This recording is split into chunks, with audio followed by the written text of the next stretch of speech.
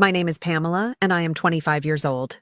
I grew up in a town where everyone knew everyone, which sounds comforting until you realize it means rumors travel faster than truth. The trouble started the day my parents decided I needed to be taught a lesson. I still remember the exact words that later haunted every corner of my life. My parents told every employer in town that I was a thief. I couldn't get hired for 2 years. Dad said, "Maybe now you'll learn to respect us." At the time, I didn't know those words would become a curse they stamped onto my name. It began with a simple argument, one of many. I was working part-time at a grocery store while saving to move out. My mother accused me of taking money from her purse. I hadn't.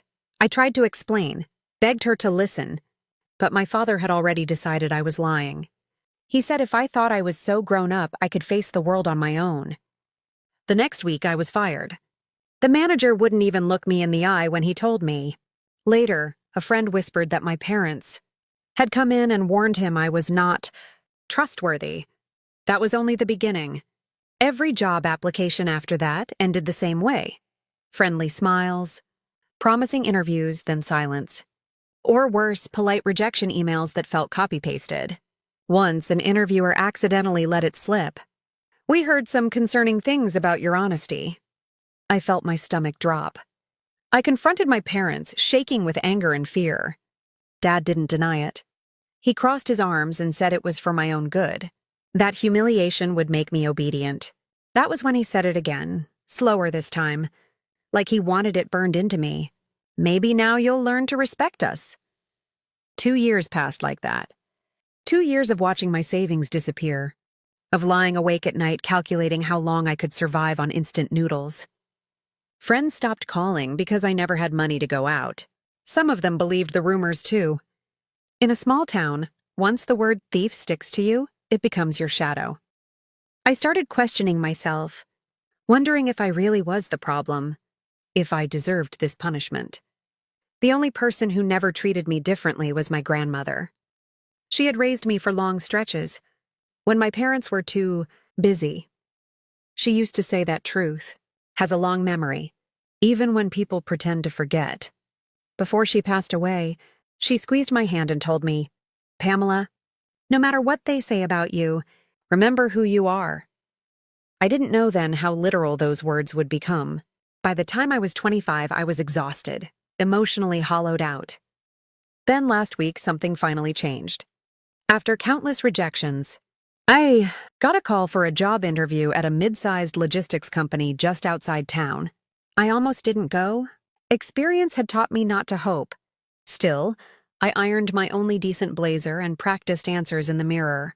I told myself this was just another attempt, nothing more. The interview started normally. The HR manager asked routine questions, nodded, took notes. I felt that familiar tension building, waiting for the moment my parents' poison would surface. Then the door opened. A man in his early 50s walked in, confident, calm. The room shifted instantly. The HR manager stood up. "This is our CEO," she said. My heart pounded. He looked at me for a long moment. Not the judging stare I was used to, but something closer to recognition. Then he said words I never expected to hear. "Before we start, I need to give you this. Your grandmother left it with strict instructions." For a second, I thought I had misheard him. My grandmother had been gone for years. The CEO reached into his briefcase and pulled out a thick yellowed envelope. My hands trembled as he placed it on the table in front of me. He handed me a sealed envelope dated 15 years ago. The date was written in my grandmother's careful handwriting. The room felt unreal, like I had stepped into someone else's life. My parents' voices, the accusations, the years of rejection, all of it crashed together in my chest as I stared at that envelope. I didn't open it yet. I just sat there, realizing that whatever my grandmother had planned, it had been waiting patiently while my parents tried to destroy me. And for the first time in years, I felt something unfamiliar rise inside me.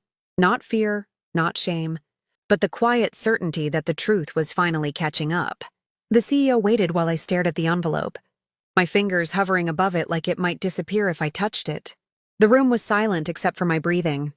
Finally, with a nod from him, I broke the seal. Inside were several documents neatly arranged and a handwritten letter on top. I recognized my grandmother's handwriting instantly. My chest tightened as I read her words. She wrote that 15 years ago she had foreseen this exact moment. She knew my parents' nature, their need for control, their willingness to sacrifice their own child's reputation to feel powerful. In her letter, she said she was afraid they would one day try to destroy me, socially and financially. So she prepared.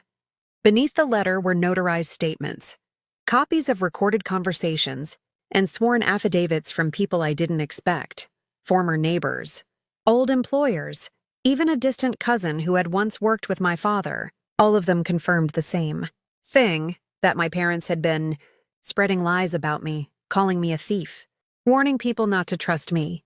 The CEO cleared his throat and explained. My grandmother had been one of the earliest investors in the company, back when it was just a risky idea. She had left these documents with him and the board, with strict instructions.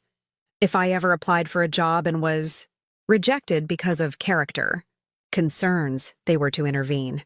He looked straight at me and said, "Your reputation was damaged deliberately. We verified everything." My hands shook as I flipped through the papers.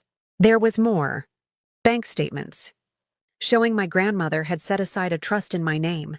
One she kept secret from my parents. Not enough to make me rich, but enough to protect me if I was ever left with nothing. She had written, "This is not revenge, Pamela. This is protection." Tears blurred my vision. For 2 years, I had believed the town's judgment meant I was worthless. Now, sitting in that office, I realized someone had believed in me so deeply that she planned for my worst. Day long before it arrived, the CEO leaned back and said words that still echo in my head. "We're offering you the position, not out of sympathy, but because you deserve a clean start." I nodded, unable to speak. After the interview, I walked out of the building feeling lighter than I had in years. But the story didn't end there. News travels fast in small towns, especially the kind my parents love. Within days, people started asking questions. Why was I suddenly working at one of the most respected companies around? Why did the CEO personally escort me on my first day? The whispers shifted direction. Then the truth came out. The company's legal team, following my grandmother's instructions, sent formal notices to every employer my parents had contacted. The letters clearly stated that the accusations against me were false and documented as malicious defamation. Some employers apologized, others avoided me out of shame. My parents, however, couldn't hide. They were called in by a lawyer. I wasn't there, but I heard about it. Dad tried to laugh it off at first, until the recordings were played, his voice saying, "Tell them she steals. She needs to learn respect." That sentence, the same one that ruined my life, now destroyed his credibility. Mom cried. Dad went silent. For the first time, they weren't the ones controlling the narrative. They tried to contact me afterward, calls, messages, even showing up at my apartment. I didn't answer. I didn't need closure from them. I already had something better, proof, dignity, and a future that was finally mine.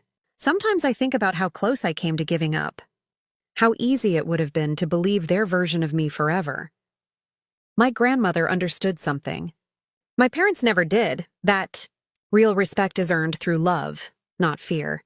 She played the long game, trusting that truth would wait until I was ready to receive it. Now, when I walk through town, people look at me differently. Not with suspicion, but curiosity, even admiration. And every time I pass an old store that once rejected me, I remember that sentence that started it all. My parents told every employer in town that I was a thief. I couldn't get hired for 2 years. Dad said, "Maybe now you'll learn to respect us." They thought they were writing my ending. They didn't know my grandmother had already written a better one. If this story moved you, if you believe that patience, truth, and quiet strength always win in the end, then don't forget to subscribe to True Revenge Glory, because the best stories of justice are the ones that take time to unfold.